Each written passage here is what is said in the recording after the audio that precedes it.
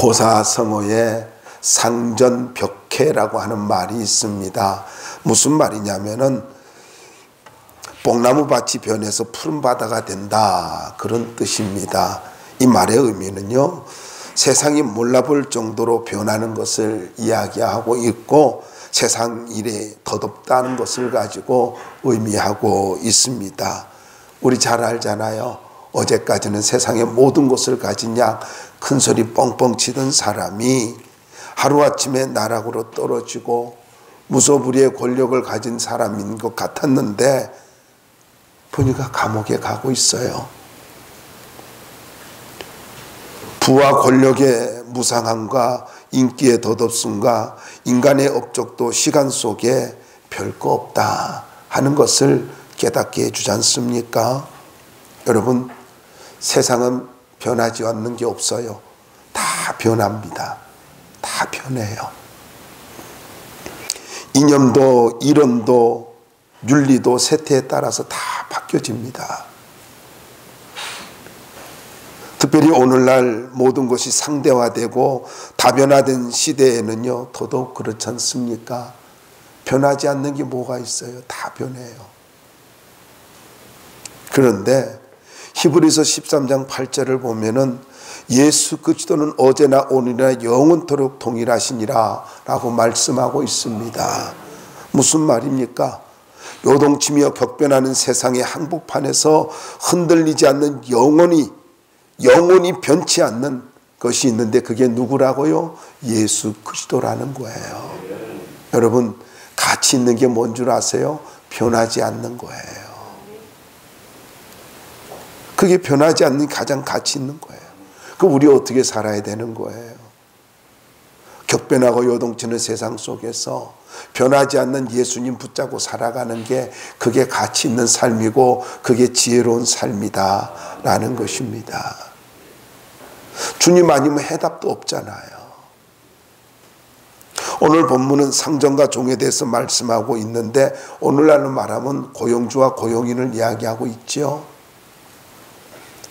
그래서 이걸 이렇게 이야기할 수 있어요. 사회생활을 이야기하고 있거든요.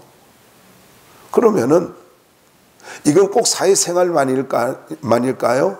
전체적으로 이야기하면 이렇습니다. 영적인 생활도 마찬가지고 인간관계도 마찬가지예요. 여러분, 모든 것은 자세가 결정합니다. 사회생활 잘하길 원해요? 자세가 좋아야 돼요. 신앙생활 잘하기를 원해요? 자세가 좋아야 합니다. 관계입니다. 인생은 관계예요. 사회생활이든 영적인 믿음의 생활이든 관계입니다. 이 관계, 하나님과의 관계, 성도와의 관계, 세상에서 그 동료와의 관계, 관계입니다. 관계는 뭘로 결정한다고요? 자세가 결정해요. 그런데 여러분, 자세는 반응이잖아요. 반응이기 때문에 선택입니다.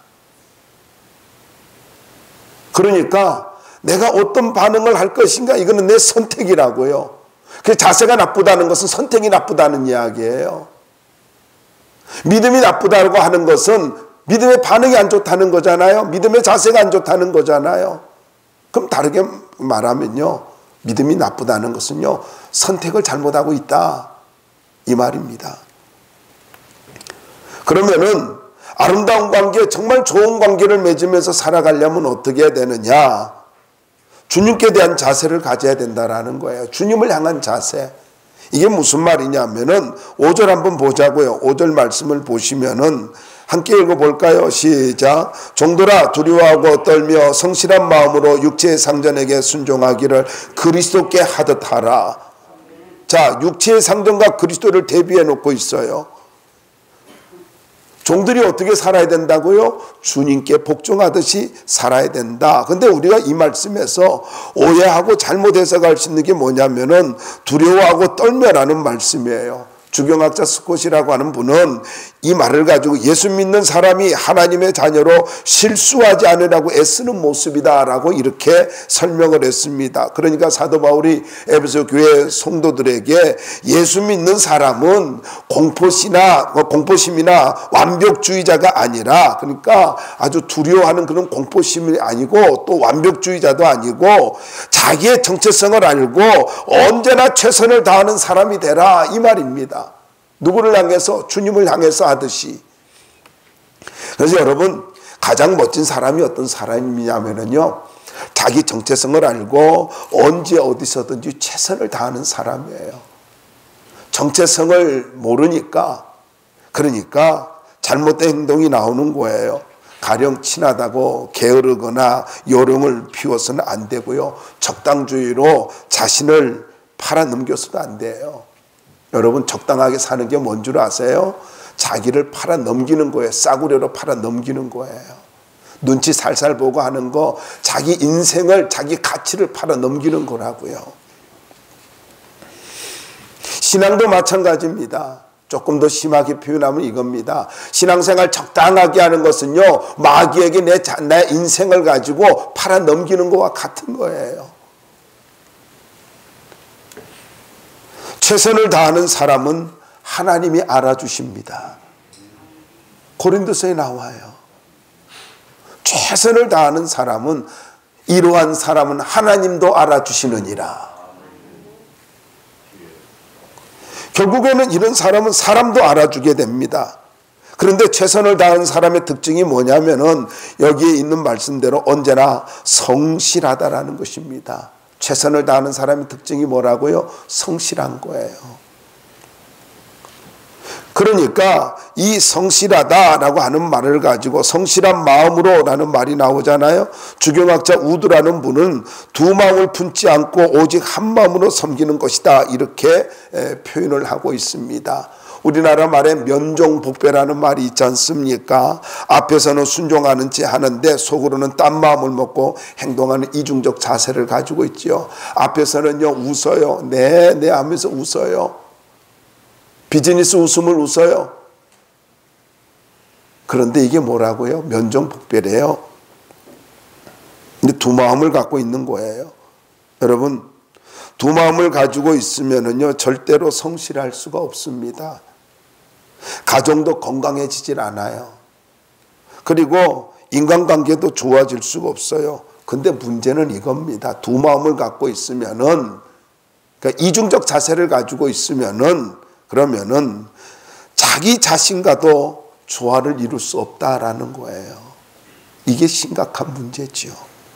그러면 어떤 일이 벌어지는 줄 아세요?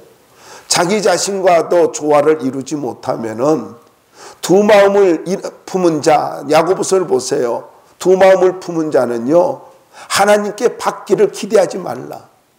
이런 자는 하나님께 응답받기를 기대하지 말라라고 말씀하고 있어요. 그러니까 이중적 마음을 갖고 있으면은 하나님 앞으로, 하나님께로부터 축복을 누릴 수도 없고 받을 수도 없고 누릴 수도 없다라는 거예요. 저는 여러분들이 2023년도에 성실한 마음의 자세로 하나님 앞에서 축복을 받아 누리는, 받는 것으로 그치질 않고, 전도서 보세요. 받기는 하는데 누리지 못하는 사람도 있더라는 거예요. 그런데 하나님께로도 축복을 받을 뿐만 아니라 누리는 사람이 되길 바랍니다. 이게 복 있는 사람이에요. 많이 받았어. 그런데 다 나가버려. 그럼 뭐예요? 고생만 하는 거죠. 여러분, 행복한 사람은요 누리는 인생입니다. 누려야 돼요. 신앙생활하면서 누리며 살기를 바랍니다. 아무것도 하지 않고 게으르게 하면서 살라는 이야기가 절대로 아니에요. 사도 바울은 잘못된 자세를 갖고 살면은 비록 육체의 상전은 속일 수 있을지 모르지만 모든 것을 아시고 꿰뚫어 보시는 주님은 속일 수 없다라고 경고를 하고 있는 것입니다. 그러니까 성실한 마음을 갖고 하나된 마음을 갖고 주님을 의식하고 순종하는 삶을 살아야 복을 누릴 수 있다. 하나님이 알아줄 수 있다. 이런 이야기입니다. 5절 말씀 계속해서 보자고요. 순종하기를 그리스도께 하듯 하라. 그러니까 그리스도께 하듯 하라. 이게 순종의 동기가 뭐예요? 주님께 하듯 하라. 이 말 속에 숨겨진 단어가 있죠. 여기서 사도 바울이 이명교류를 하고 있잖아요. 그리스도께 하듯 하라. 이 말이 무슨 말입니까? 주님을 섬기는 것은 사랑으로 하지 않습니까? 그리스도께 하듯 하라. 이 말은 너희들이 주님을 섬기는 건 사랑으로 하지 않니? 사랑. 여기 이명교류하는 말이 무슨 말이라고요? 숨겨진 언어가 뭐라고요? 사랑이에요. 사랑이라고.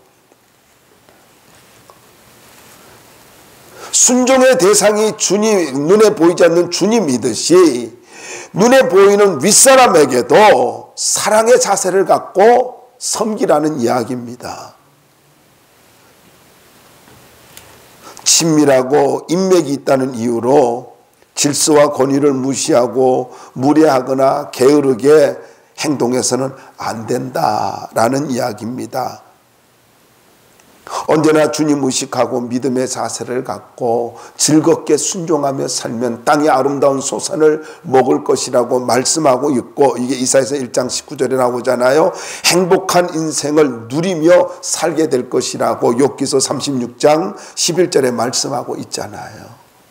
정말 행복한 인생 되길 원해요. 올해 주신 말씀대로 여러분 순종하며 살길 바랍니다. 어떻게 해요? 주님을 섬기듯이, 주님을 대하듯이 사랑하는 마음을 갖고 즐겁게 순종하며 살라는 이야기입니다. 여러분, 행복한 인생을 원해요? 하나님의 축복을 원하십니까? 믿음으로 살아야 합니다. 아브라함이 믿음으로 순종할 때 축복을 누리고 믿음의 조상이 되었듯이 순종은 여러분 잊지 마세요. 선택입니다. 갈대아 우르를 떠나라고 했을 때에 떠나는 건 나의 선택이에요. 12장 창세기 12장 보세요. 말씀을 쫓아갔고 말씀 붙들었다는 이야기예요. 이걸 다르게 말하면 무슨 말이에요? 말씀을 선택했다는 거예요. 갈대아 우르를 그동안에 정착한 자기가 살아온 날들의 75년 동안 살아온 날들의 그 고향을 선택한 것이 아니라 말씀을 선택했다는 거야. 어느 날 갑자기 들려진, 어느 날 갑자기 찾아온 하나님께 들려진 그 말씀을 붙들고 그 말씀을 선택하고 갈대아우르를 떠난 거예요. 그래서 여러분, 믿음은 뭐라고요? 선택이에요. 반응은 뭐라고요? 선택이에요. 선택이라고. 그래서 여러분, 축복은 순종하는 자의 것입니다. 순종은 뭐라고요? 선택입니다. 다르게 말하면 축복은 믿음의 선택을 한 자, 믿음으로 순종하는 자의 것입니다. 6절과 7절 말씀을 보면 우리가 어떻게 살아야 되는가, 하나님을 기쁘시게 해드려야 한다라는 것입니다.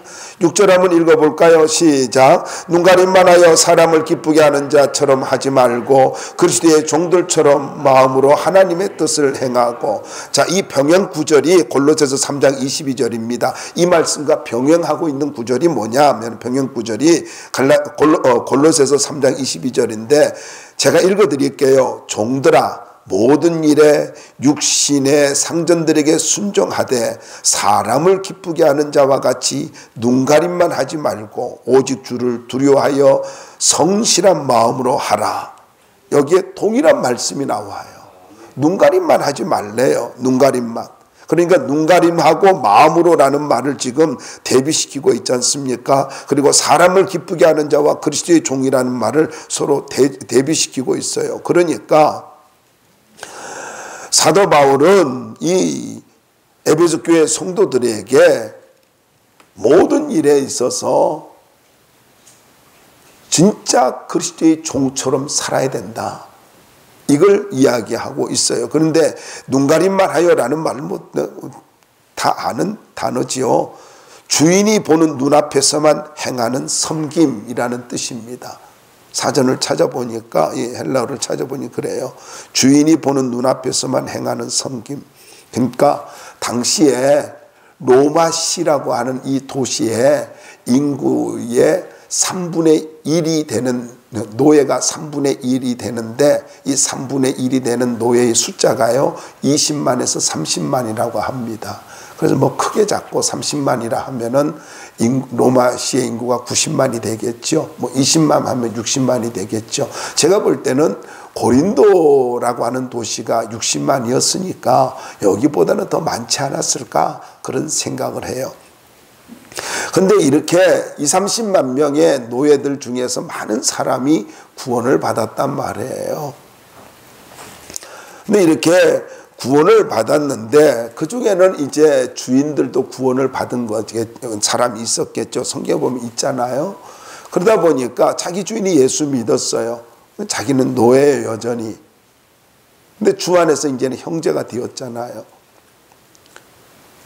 그러다 보니까 육체 상전이 볼 때는 열심히 일하는 척 하고 게으른 사람도 있었던 것 같아요. 그러니까 면정복배지요. 이중적 자세를 가지고 보는 데선 잘하고.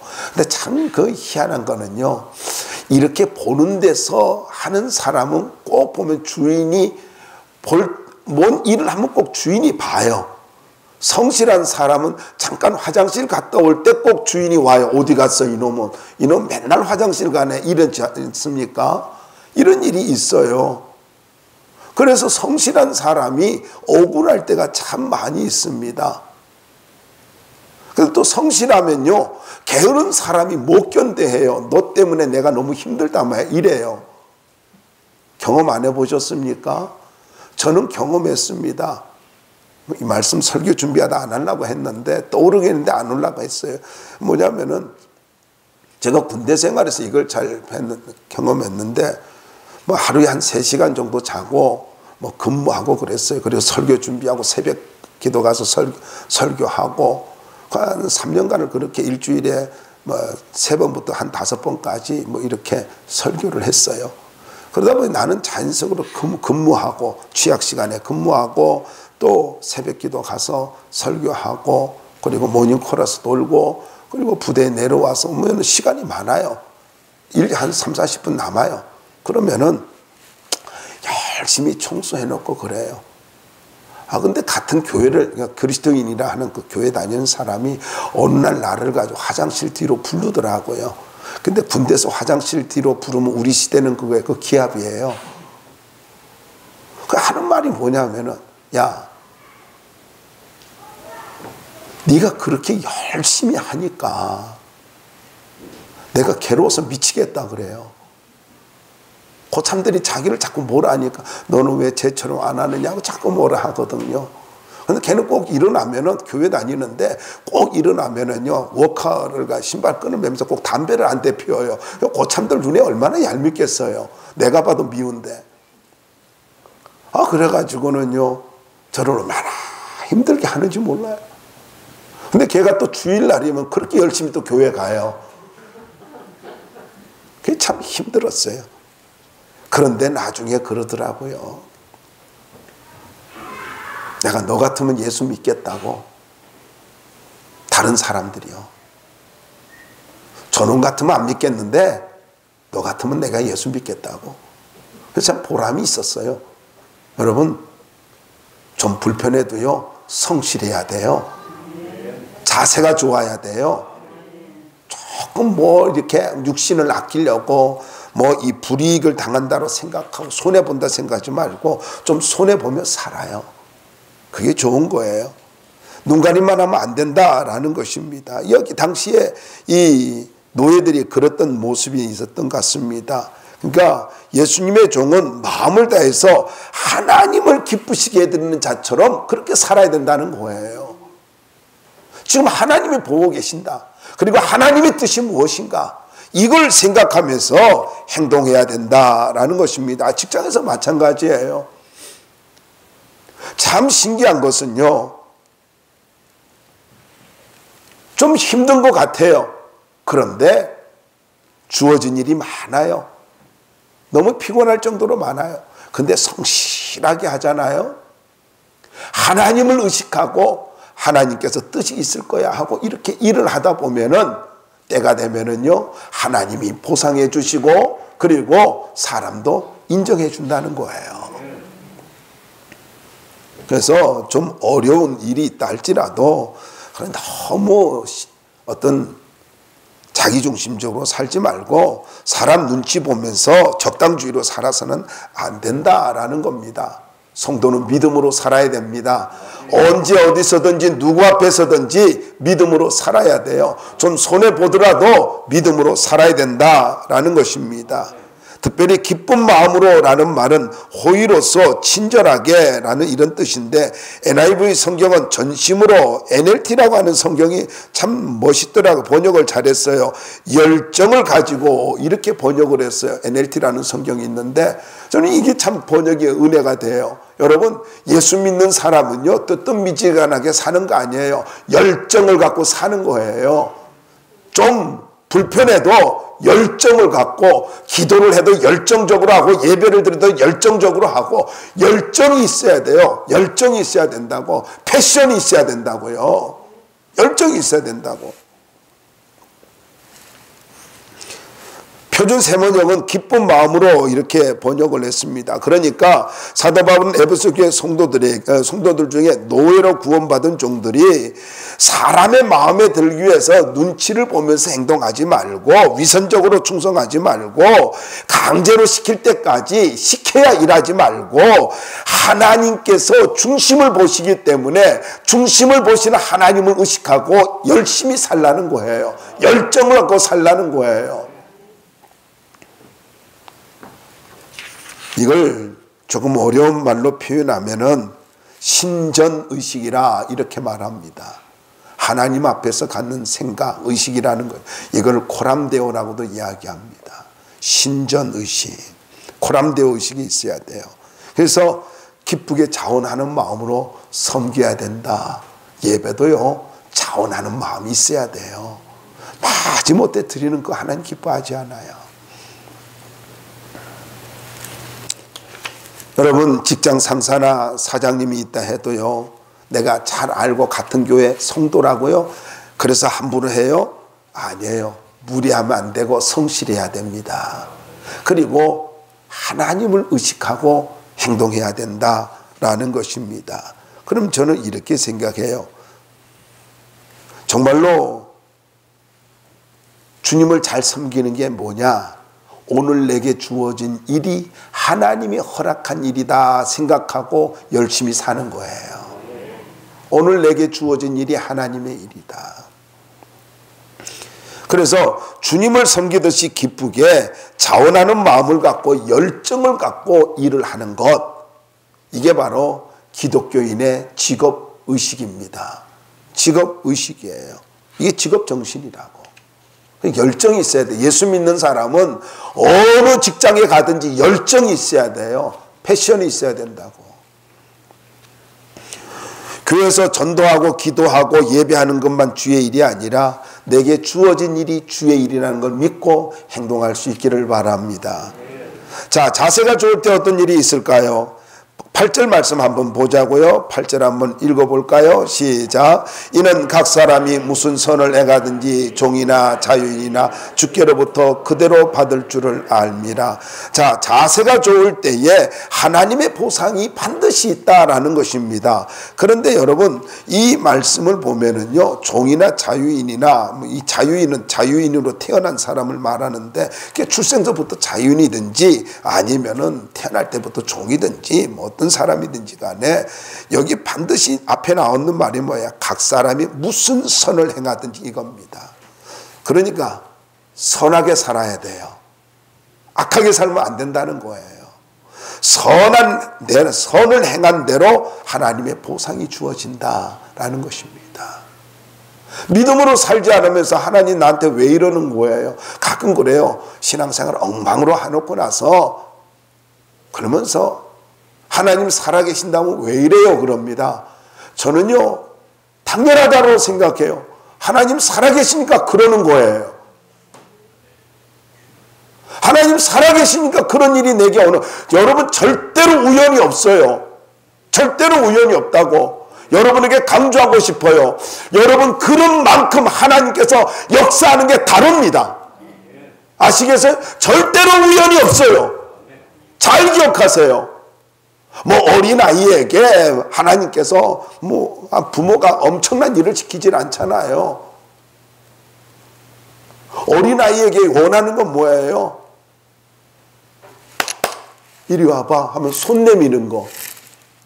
근데 누가 나한테 이리 와봐 그러면 어떻게 되겠어요? 미쳤나 이 사람이. 그럴 거 아니에요. 아니 우리 샤론이한테 이리 와봐 그러면은요 손 내밀면 그게 너무 기쁘잖아요. 그렇다고 손 안 줬다 해가지고 시험 들어요? 애기니까 그러잖아요. 요구하는 수준이 다른 거예요. 요구하는 수준이. 하나님이 쓰실 큰 사람에게는 큰 역사가 있는 거예요. 어려움도 커요. 그걸 알아야 돼요. 왜 나한테 어렵냐고요? 당신을 크게 쓰려고 하니까. 기도하지 않으면은 생각지도 않은 이상한 일들이 벌어져요. 그게 우연이라고 치부하지 말고 하나님 앞에 사명 감당하라는 이야기예요. 그것도 모르고 재수 없다라고 하지 말고, 어떻게 보면 재수는 하나님이 없을 것 같아. 내가 어쩌다 저런 인간 내가 택해가지고. 말이 너무 셌지요. 용서하세요. 여러분 믿음으로 살아야 할 사람은 믿음으로 살아야 돼요. 독수리로 날아야 할 자는 독수리로 날아야지 병아리같이 날면 안 되잖아요. 그릇대로 살아야 되잖아요.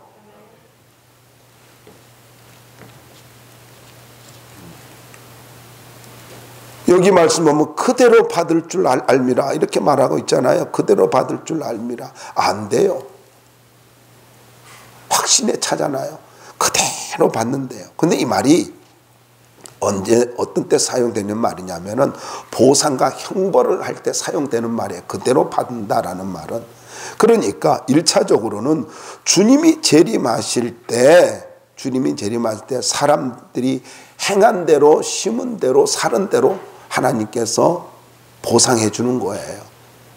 그리스도의 심판대, 그리스도의 베마에 서가지고 심판대 앞에 서서 행한 대로 보상받는 거예요. 또 한 가지는 이 땅에서 살아가면서 하나님이 보상해 주는 걸 말합니다. 그러니까 금생과 내생에 복이 있다 하면서 예수님 말씀하신 것처럼 여러분 우리가 믿음으로 살아가면요 반드시 이 땅에서 뭐가 있어요? 보상이 있습니다. 보상이 있다고요. 때때로 내 생각하는 시간과 하나님의 보상이 맞지 않을 때가 있어요. 그러면 사람들은 뭐라고 이야기하냐면은 야 너가 그렇게 믿음으로 사는데 왜 빨리 하나님이 축복 안 해주시느냐 그럽니다. 근데 하나님의 시간은 1초도 틀리지 않습니다. 1초도 안 틀려요. 저는 여러분들에게 좀 욕심을 내고 싶습니다. 여러분을 향해서 좀 욕심을 내고 싶어요. 여러분 믿음의 큰 그릇들이 되길 바랍니다. 오늘 내게 보상이 없다 할지라도 하나님이 반드시 보상해 준다는 걸 믿고 믿음의 큰 그릇들이 되길 바랍니다.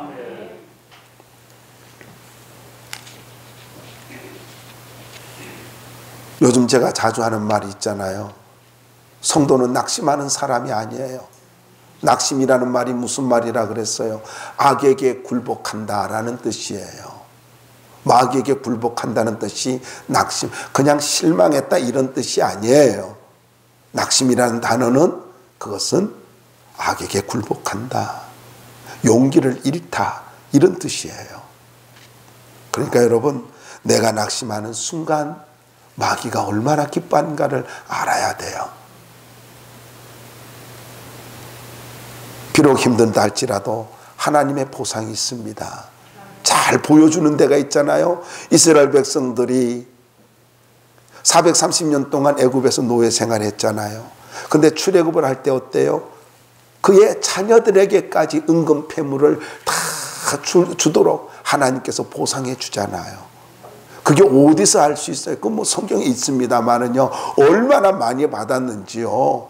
금붙이 가져오라니까 갖고 오니까 금송아지 만들고, 성막 만든다고 갖고 오라니까 또 너무 많이 가까워가지고 그만 갖고 오라 할 정도로, 그 정도로 하나님께서 보상해 주셨어요. 안 받아봤으니 모르겠죠. 자녀에게까지 보상해 주시는 하나님. 하나님은 절대로 여러분 우리를 그냥 빈손으로 살아가게 만들진 않아요. 보상해 주십니다. 보상해 주신다고. 하나님 살아계세요. 현실에 의해서, 현상에 의해서 하나님 판단하지 말고 하나님 살아계신 믿고 살기를 바랍니다. 그런데 계속해서 8절을 보면은 보상은 개인적이라는 것입니다. 모든 사람에게 개인적으로 하나님이 보상해 주는데, 각 사람이 무슨 선을 행하든지 종이나 자윤이나 이런 말씀이 있잖아요. 그러니까 각 사람이에요. 보상은 개인적입니다. 물론 공동체적인 것도 있습니다. 그렇지만은 오늘 이 말씀에 보면은 내가 믿음으로 선을 행하면서 살면은 하나님이 기뻐하는 대로, 여러분 선이 뭐예요? 하나님 기뻐하는 것 하는 대로 사는 거예요. 하나님 보시기에 좋은 것, 이게 선이에요. 선이 뭐라고요? 바로 이게 하나님 보시기에 좋은 것이 선이에요. 그런데 이걸 뒤집어서 말하면 이거예요. 악한 일은 심판의 근거가 된다, 이런 말이에요. 자, 선은 축복의 근거가 되고 보상의 근거가 되고, 악한 것은 심판의 근거가 된다. 그런데 악이 뭐예요? 믿음으로 행하지 않는 것입니다. 저는 여러분들 모두 다가 하나님이 기뻐하는 믿음으로 살 수 있기를 바랍니다. 마지막입니다. 9절 말씀 한번 읽어봅시다. 9절 한번 읽어볼까요?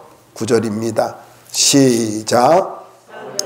너희도 그들에게 이와 같이 하고 위협을 그치라. 이는 그들과 너희의 상전이 하늘에 계시고 그에게는 사람을 외모로 취하는 일이 없는 줄 너희가 알미라.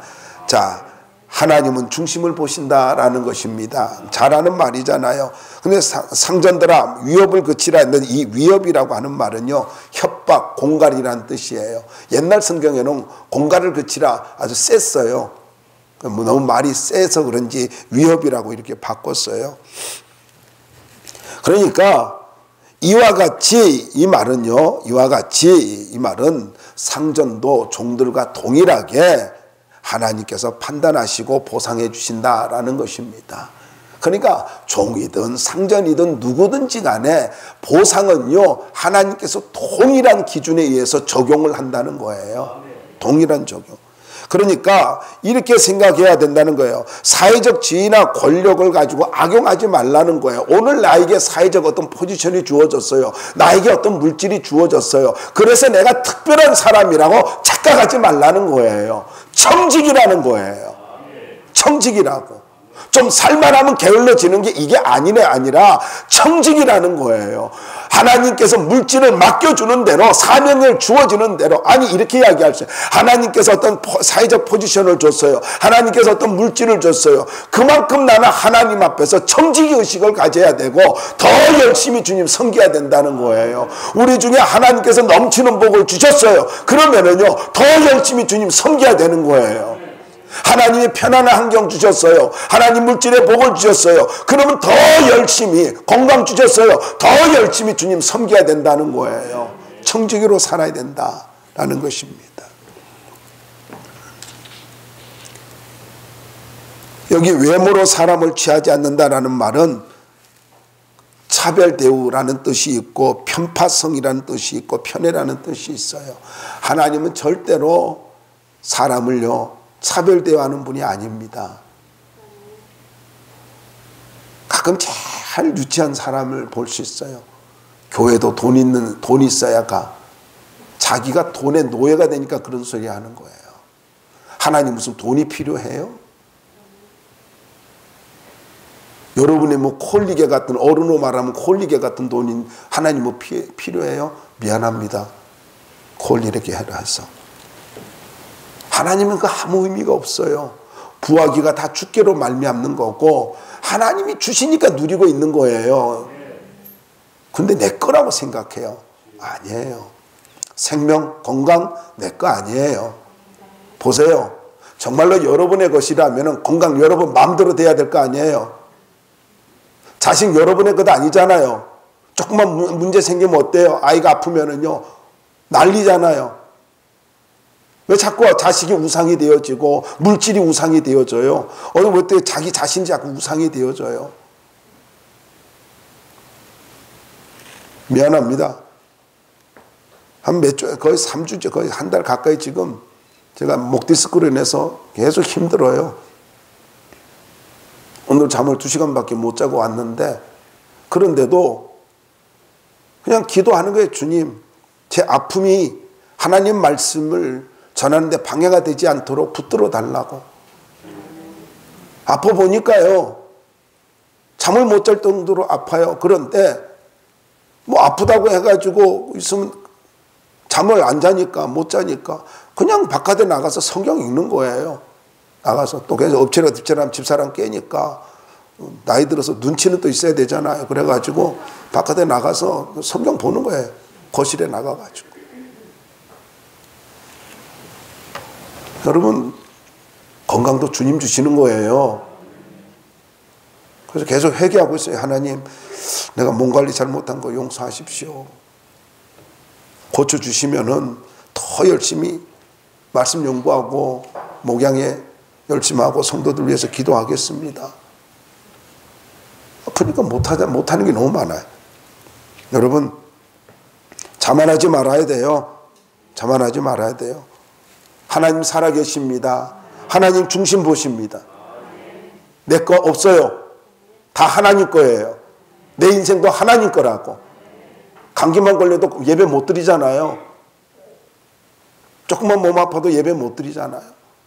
조금만 뭐 문제 있어도 주님 못 섬기잖아요. 겸손해야 됩니다. 중심을 보시는 주님 앞에 겸손하게 열정을 갖고 살아있는 동안 열정을 갖고 주님을 섬길 수 있기를 바랍니다. 좋은 자세가 관계를 결정하고 인생을 결정합니다. 그리고 신앙을 결정합니다. 믿음을 결정해요. 하나님 앞에서 믿음의 자세와 열정을 가지고 살면 반드시 하나님께서 보상해 주실 것입니다. 이와 같은 하나님의 보상이 있는 아름다운 믿음의 종들이 되길 주의 이름으로 축원합니다.